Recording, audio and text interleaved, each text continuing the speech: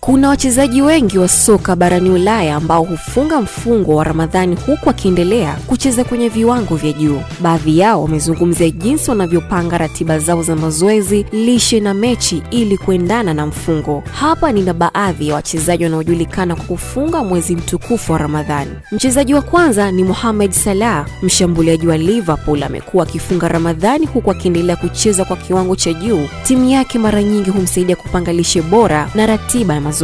Wa pili ni Karim Benzema, Mfaransa mwenye asili ya Algeria. Amekuwa akifunga Ramadhani hata alipokuwa akicheza La Liga, akionyesha nidhamu kubwa kwa dini na soka. Wa tatu ni N'Golo Kante, kiungo mwenye nidhamu kubwa. Kante pia amekuwa akifunga Ramadhani huku akiendelea na mazoezi na mechi. Wa nne ni Paul Pogba, nyota wa Ufaransa. Mara nyingi amethibitisha kuwa anafunga Ramadhani na amekuwa akipata msaada wa wataalamu wa lishe ili kuhakikisha anabaki na nishati ya kutosha. Wa tano ni Sadio Mane, nyota huyu wa Senegal. Amekuwa akifunga Ramadhani hata wakati wa mechi muhimu za ligi. Wa sita ni Riyad Mahrez, huyu ni winga wa Algeria. Amekuwa akifunga Ramadhani tangu akiwa Leicester City na baadaye ni Manchester City. Wa saba ni Hakim Ziyech, nyota wa Morocco, pia ni miongoni mwa wachezaji wanaojulikana kwa kufuata mfungo wa Ramadhani. Wa nane ni Ilkay Gundogan, amekuwa akifunga Ramadhani na kudumisha kiwango bora cha mchezo. Wa tisa na wa mwisho ni Mesut Ozil. Ozil alikuwa akifunga Ramadhani hata alipokuwa akicheza mechi ngumu za mashindano. Ni jinsi gani hawa wachezaji wanavyosimamia mwezi mtukufu wa Ramadhani? Cha kwanza ni lishe bora. Wachezaji hupata msaada wa wataalamu wa lishe kuhakikisha wanakula vyakula vyenye nishati ya kutosha wakati wa iftari